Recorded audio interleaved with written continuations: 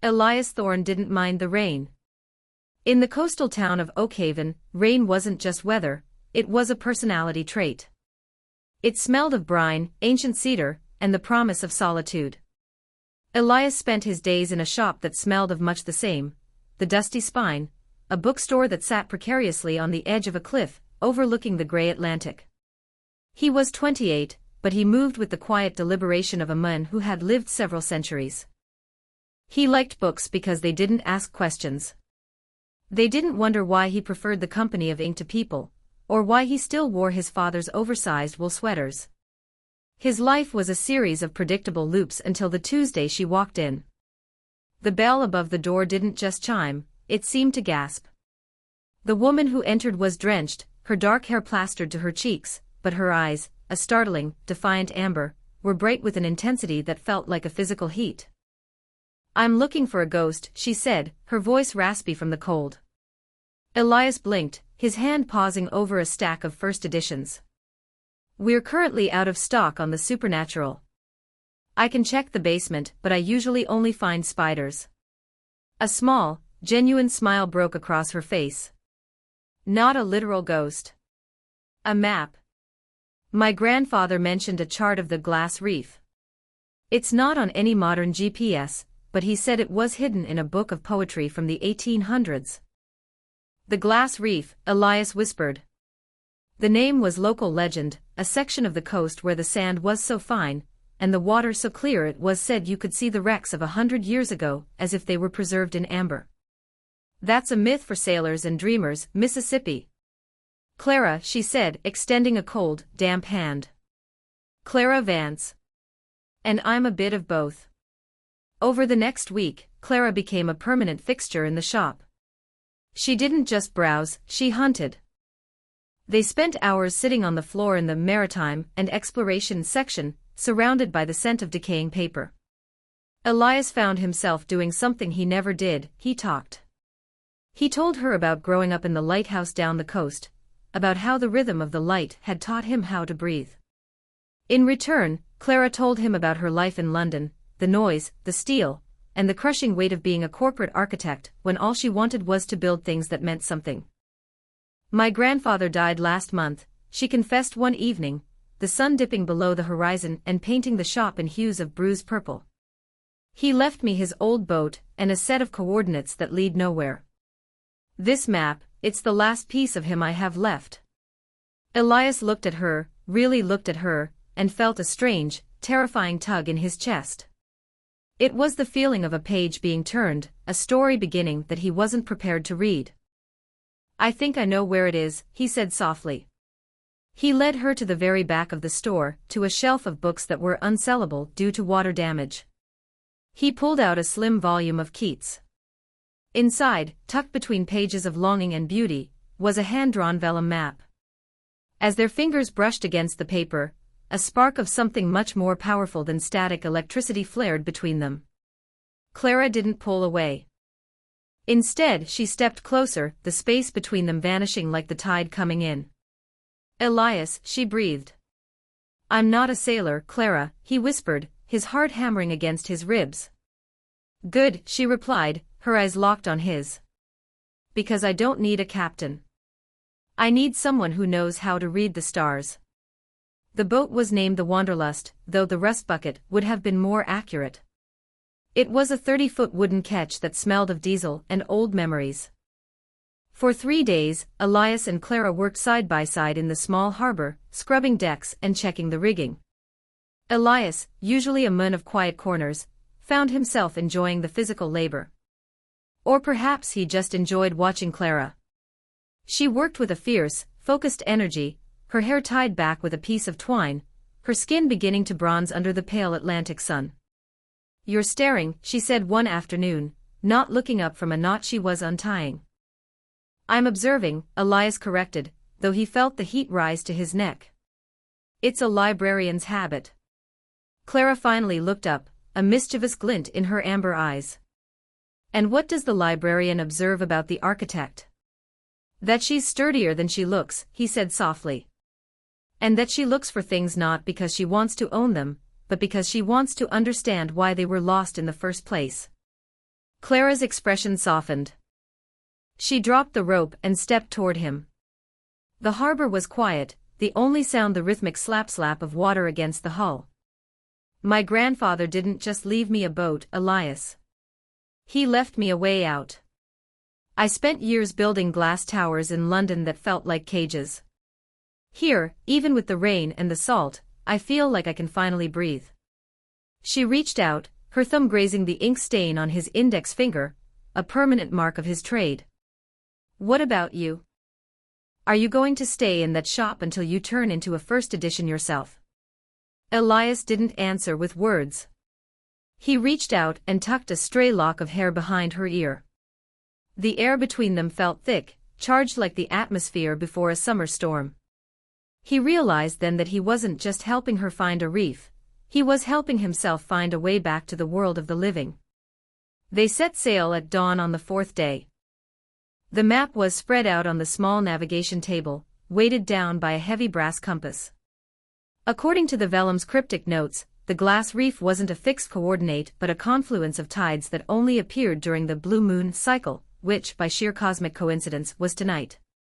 As they moved further from the coast, the familiar landmarks of Oakhaven faded into a gray shroud. A thick, rolling fog swallowed the Wanderlust. Can you see the markers? Clara asked from the helm, her voice tight with a mixture of excitement and nerves. Elias leaned over the bow, the mist dampening his sweater. Nothing but white. But the water. Clara, look at the water. The sea had changed. The dark, choppy Atlantic green had smoothed out into something unnervingly calm and translucent. Below the surface, long ribbons of bioluminescent kelp began to glow, casting a ghostly turquoise light upward through the hull. We're close, he whispered. They sailed in silence for another hour, guided only by the glowing water and the ancient map. Suddenly, the fog parted like a curtain. They weren't in open ocean anymore. They were in a lagoon of impossible beauty. The glass reef wasn't made of coral, but of thousands of shipwrecks that had been encrusted in a rare, crystalline mineral over centuries. The masts of sunken ships rose toward the surface like frozen lightning bolts. Under the moonlight, the entire underwater graveyard shimmered with 1,000 refracted colors. It's real, Clara gasped, cutting the engine. The silence that followed was absolute. They stood at the railing, shoulder to shoulder, looking down into the cathedral of the deep. My grandfather used to say that the things we lose aren't gone, Clara said, her voice trembling. They just wait for someone brave enough to find them. She turned to Elias, her face illuminated by the shimmering reef below. Thank you for being brave enough to come with me. Chapter 5, The Weight of the Deep. Elias felt a surge of emotion so strong it felt like drowning. He had spent his life reading about heroes and grand romances, but he had never stepped off the page until now. I didn't do it for the reef, he admitted.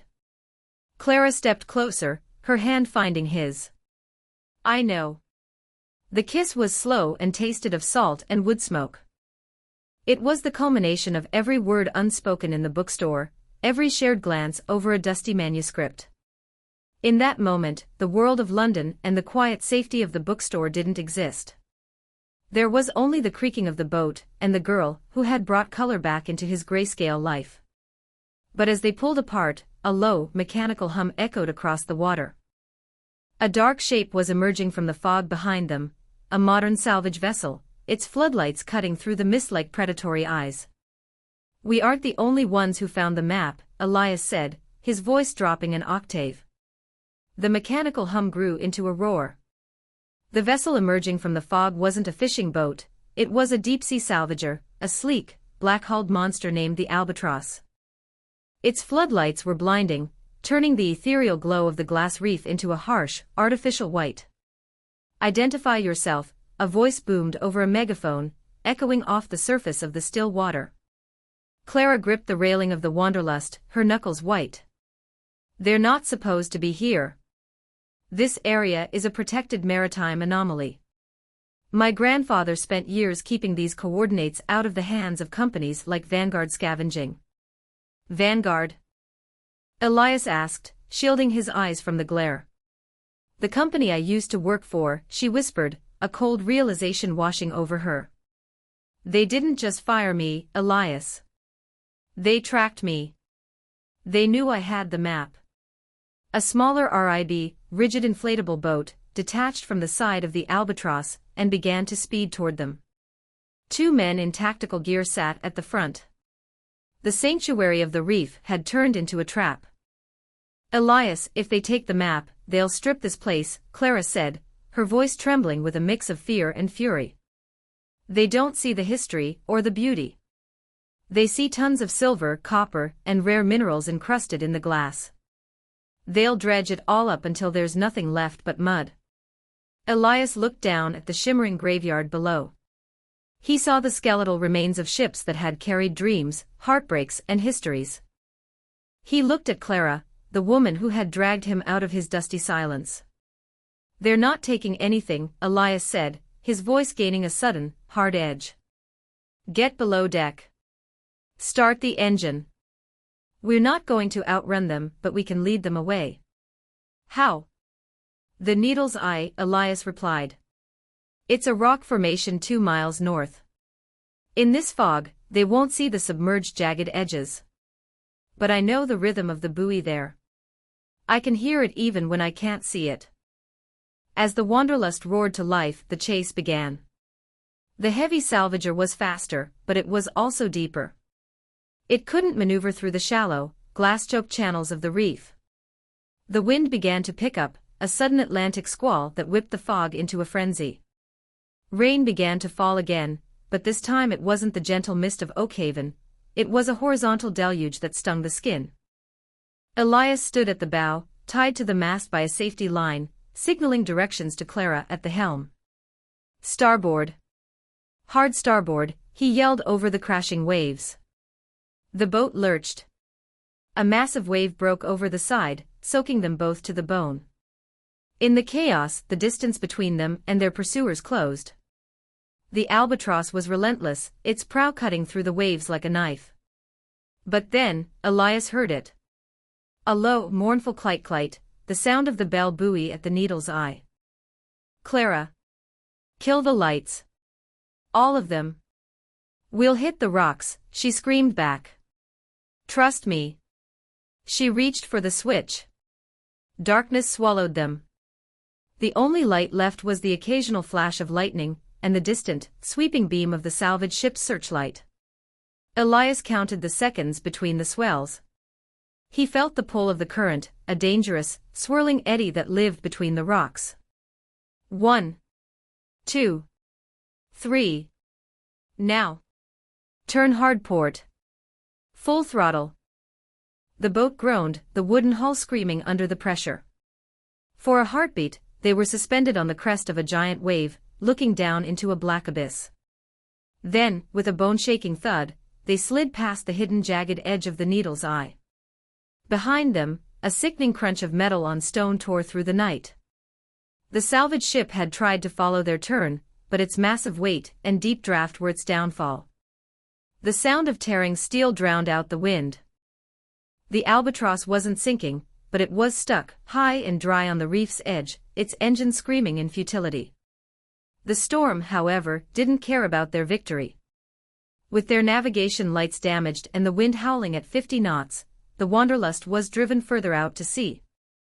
They fought the waves for hours until, exhausted and shivering, they saw the dark outline of a small, uninhabited island, a splinter of rock and pine known as Dead Man's Finger. They hit the sand with a jarring jolt. Elias scrambled off the boat, grabbing the anchor and burying it deep into the dunes as the tide began to recede. He turned to find Clara stumbling off the deck, her face pale, her clothes clinging to her. He caught her just as her knees gave out. We made it, she whispered into his chest. We saved it. We did, Elias said, pulling her close. He could feel her heart racing against his own, a frantic, living rhythm in the middle of the desolate dark. They found shelter in a small sea cave, protected from the wind. Elias managed to find some dry driftwood at the back of the cave, and, using a waterproof lighter from the boat's emergency kit, started a small, flickering fire. As the heat began to fill the small space, the adrenaline started to fade, replaced by an overwhelming, heavy intimacy. They sat on a shared wool blanket, their shoulders touching. "You almost died for a map," Elias said, looking at the flames. "No," Clara corrected him, turning to look at him. "I almost died for something real.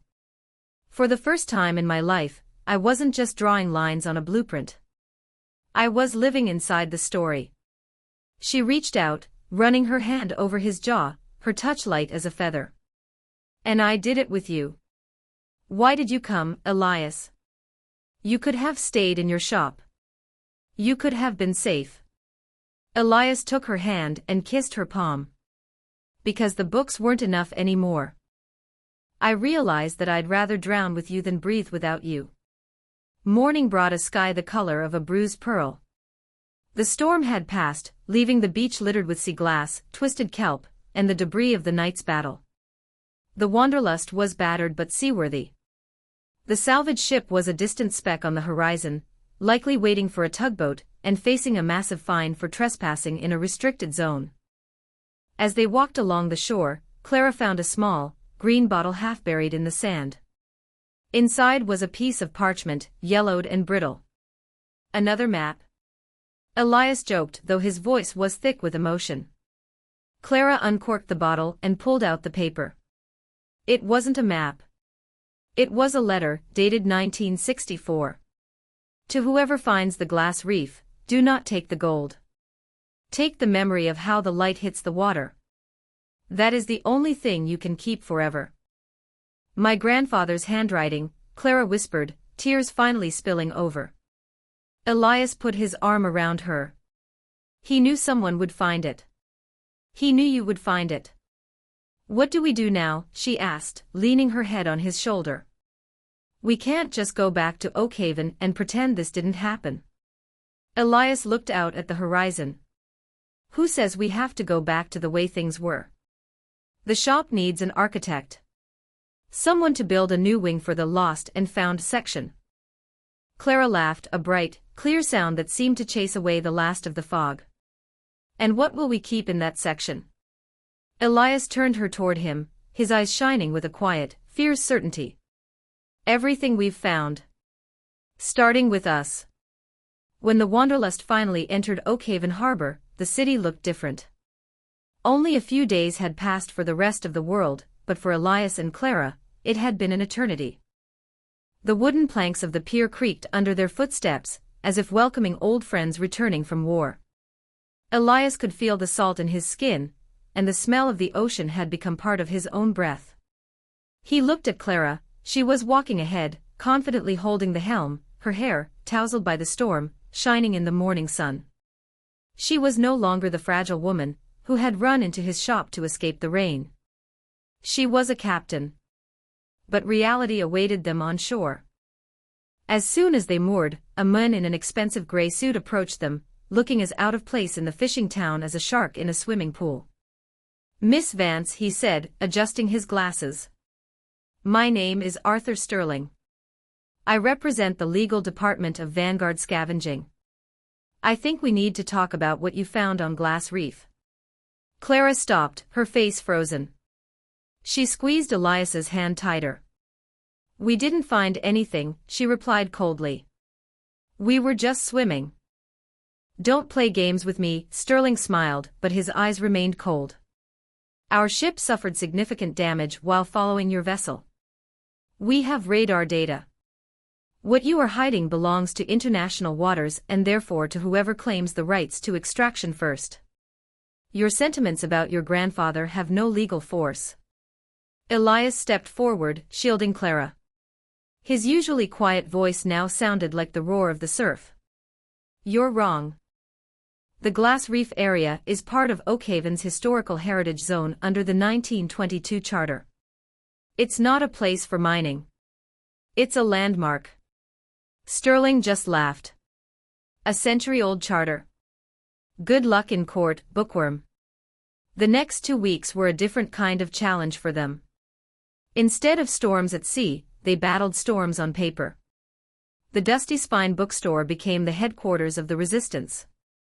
The floor was littered with old maps, legal reference books and city archives. Elias and Clara worked late into the night. It was during these hours, under the warm light of the table lamps, that their bond grew even stronger. It wasn't just a romantic impulse born of adrenaline, it was a daily discovery of each other. "Do you always frown like that when you're reading something important?" Clara asked, bringing him a cup of strong coffee. "Only when I'm trying to find a loophole in the 1895 laws on seabed ownership," Elias replied with a tired smile. She sat down next to him on the floor, resting her head on his shoulder. "Elias, aren't you afraid? If we lose, they'll take everything. They'll destroy this place." "We won't lose," he said, putting his arms around her shoulders. "Because we have something they don't. We know the history of this place. For them, it's numbers, for us, it's life." At that moment, Clara realized that she had fallen in love with him not because he had saved her at sea, but because of how he protected her world here on land. His quiet strength was more reliable than any anchor. While searching through the archives, Elias came across the diary of the first keeper of the Oakhaven lighthouse. It described the legend of the ship Golden Maiden, which was said to have sunk on Glass Reef. But the main thing was not the gold. The ship was carrying diplomatic letters confirming the status of these waters as a neutral zone under the protection of the local community. "If we find these documents, Sterling and his company won't even be able to get close to the reef," Elias exclaimed. "But they're underwater," Clara pointed out. "In a cabin that's probably turned into a glass monolith." They realized they had to go back. But this time, not secretly. They had to take witnesses with them, the mayor and representatives of the Maritime Museum. The expedition took place 3 days later. The weather was perfect, the sky was the color of forget-me-nots, and there was no wind. In addition to the Wanderlust, 3 local fishing boats set out to sea to support Clara and Elias. When they were back above the reef, Clara's heart began to beat faster. She put on her wetsuit. "I'll go down," she said. "I know the structure of these ships. I'm an architect, I can see the frame even under a layer of crystals." "I'm with you," Elias said firmly. "Are you sure? You've never dived this deep before." "I learned to read the sea with you, Clara. I won't leave you there alone." They plunged into the turquoise abyss. The underwater world was quiet and majestic. Sunbeams pierced the thickness of the water, breaking on the crystalline growths on the shipwrecks, creating the illusion of an underwater palace. Clara led him to the remains of the Golden Maiden. The ship lay on its side, overgrown with transparent minerals that resembled frozen tears.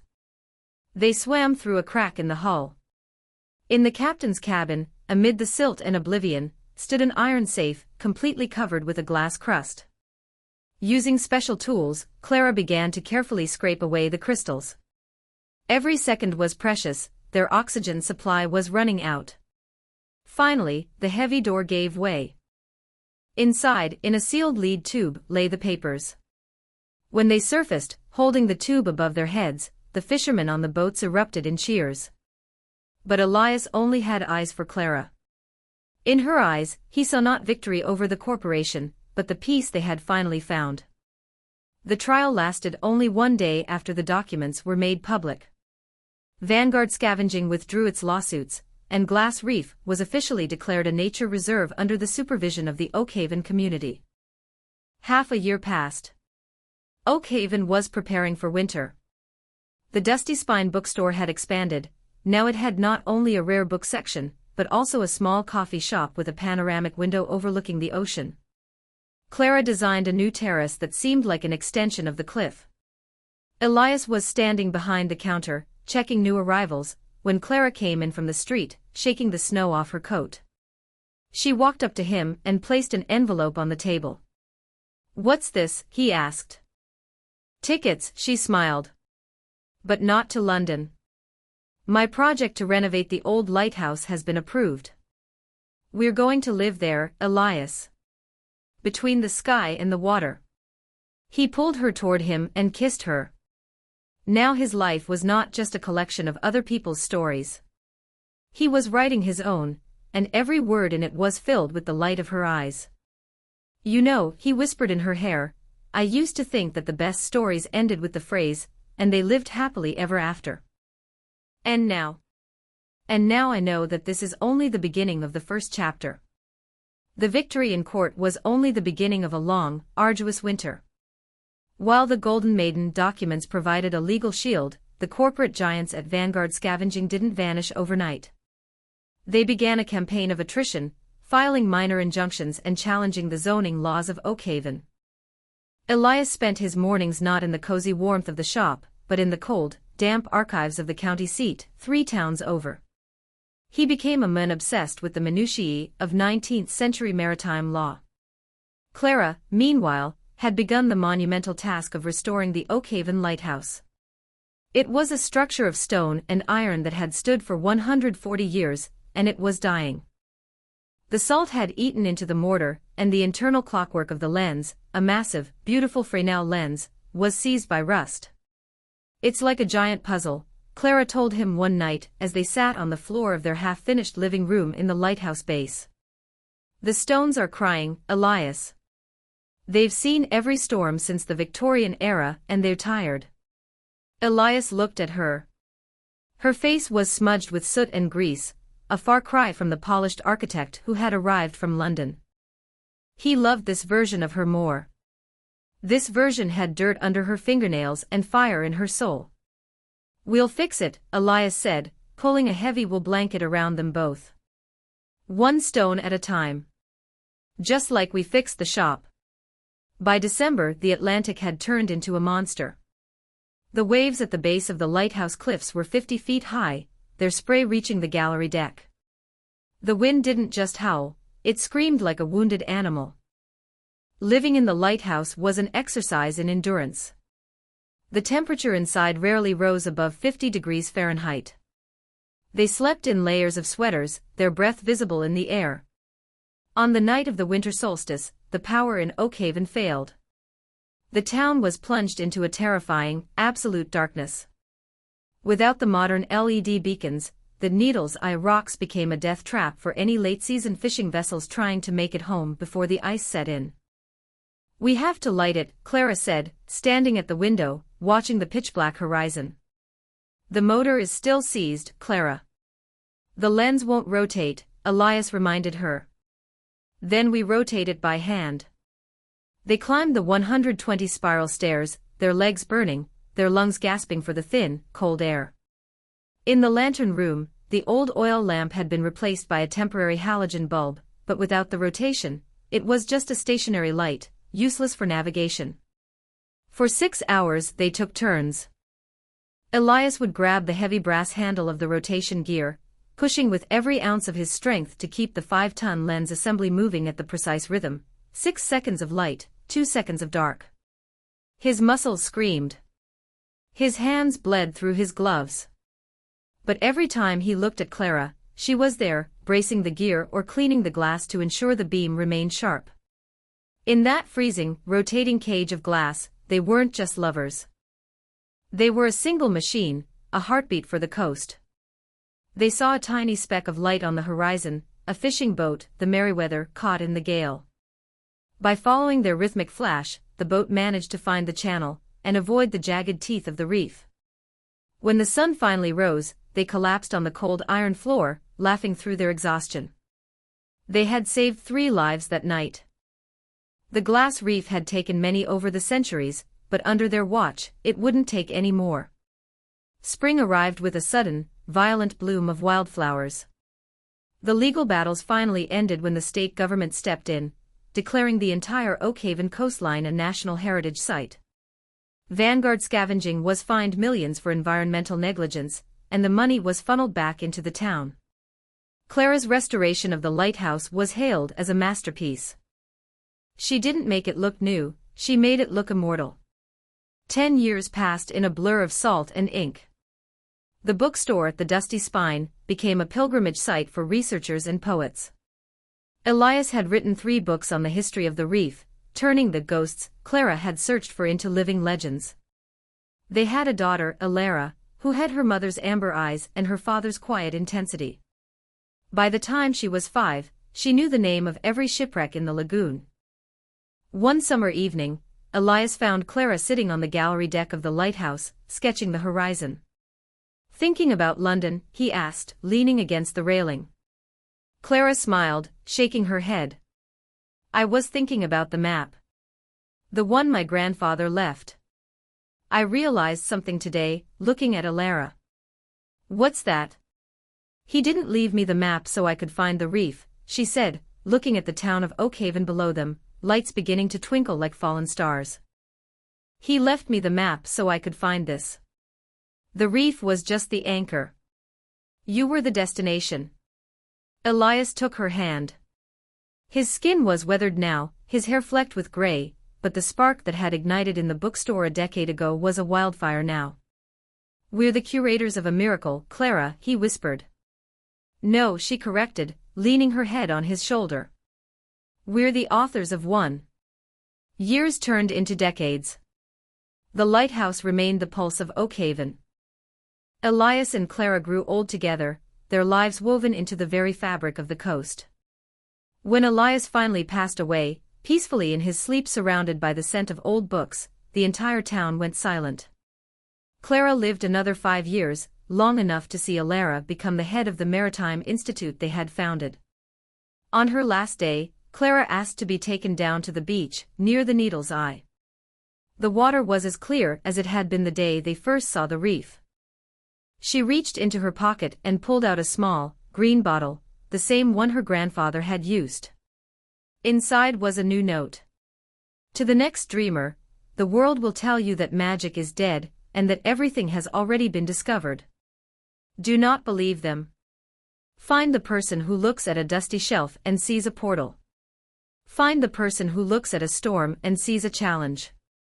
The map is in your heart. The compass is your courage." She tossed the bottle into the surf. She watched it bob and weave, caught in the same current that had once brought a lonely architect to a lonely librarian. As the sun set, the lighthouse beam swung around, bathing the beach in a warm, protective glow. Clara closed her eyes, and for a moment, she could hear the bell of the Wanderlust and the voice of a man in a wool sweater telling her that he'd rather drown with her than breathe without her. The story of the salt and ink didn't end with them. It became a part of the tide, eternal, restless, and deeply, beautifully true. After the passing of Elias and Clara, the lighthouse didn't just remain a beacon, it became a living museum. Alara Thorne, carrying the weight of her parents' curiosity, spent years cataloging the uncatalogable. She didn't just want to preserve the ships, she wanted to preserve the feelings that had led her parents to them. In the basement of the lighthouse, she discovered a hidden compartment behind a loose stone, a place Elias had dubbed the Archive of Whispers. Inside were thousands of pages of journals, letters, and sketches. These weren't just legal documents, they were the heartbeat of a 30-year love story. One journal entry, dated 5 years before Elias died, read, "People ask me if I regret leaving the quiet of the bookstore for the chaos of the sea. I tell them that a book is just a map someone else drew. Living with Clara was the first time I realized that you can't just read a story, you have to bleed for it, laugh for it, and occasionally, you have to almost drown for it. Our love wasn't built on a foundation of stone, but on a foundation of salt, flexible, ancient, and essential." Alara realized that the true glass reef wasn't the sunken ships in the water. It was the transparency between two people who had nothing to hide. On the 50th anniversary of the night her parents first found the reef, Alara organized a town-wide celebration. Oakhaven had transformed from a dying fishing village into a thriving center for maritime ecology and literature. The Thornvance Fellowship was now the most prestigious grant for architects and historians alike. As the sun began to set, casting that familiar bruise-purple hue over the Atlantic, the townspeople gathered on the cliffs. They didn't bring flashlights or modern lanterns. They brought old-fashioned oil lamps, a nod to the era of the dusty spine. Alara stood at the gallery of the lighthouse, looking out at the spot where the Wanderlust had once danced with the storm. She could almost see them, the young librarian with his oversized sweater, and the drenched architect with the amber eyes. To the collectors of lost things, Alara whispered, raising a glass of cider to the wind. The town followed suit. 1,000 lights flickered along the coast, mirroring the stars above and the bioluminescence below. In that moment, the barrier between the past and the present dissolved. The very last item in the archive was a small, hand-bound book Elias had made for Clara on their last anniversary. It contained no text, only pressed flowers from the island of Dead Man's Finger and sketches of the reef. On the final page, Clara had added a note in her elegant, sharp handwriting. "If you are reading this, it means the tide has finally taken us home. Do not mourn the silence of the bookstore or the darkness of the lighthouse. Every time a page turns in a quiet room, or a light pierces the fog, we are there. We are the ink on the page and the salt in the wind. We were never lost, we were simply waiting to be found by you." The story of the salt and the ink ended not with a period, but with an ellipsis, a promise that as long as there is a sea to explore, and a heart brave enough to follow an old map, the adventure continues. Years later, a young boy wandering the shores of Oakhaven found a green bottle. He didn't know the names of Thorn or Vance. He didn't know about corporate battles or ancient shipwrecks. He only knew that when he held the bottle up to the light, it looked like a piece of the sun had been trapped inside. He pulled out the parchment, felt the rough texture of the paper, and began to read. He smiled, tucked the note into his pocket, and looked out at the horizon, his eyes reflecting the amber glow of the setting sun. He started to walk toward the lighthouse. He had a story to tell. Final project summary. With this final expansion, we have completed a multi-generational romance and adventure. This narrative, combined across our conversation, satisfies the requirement for a deeply detailed, high character count story on the themes of love, legacy, and the sea.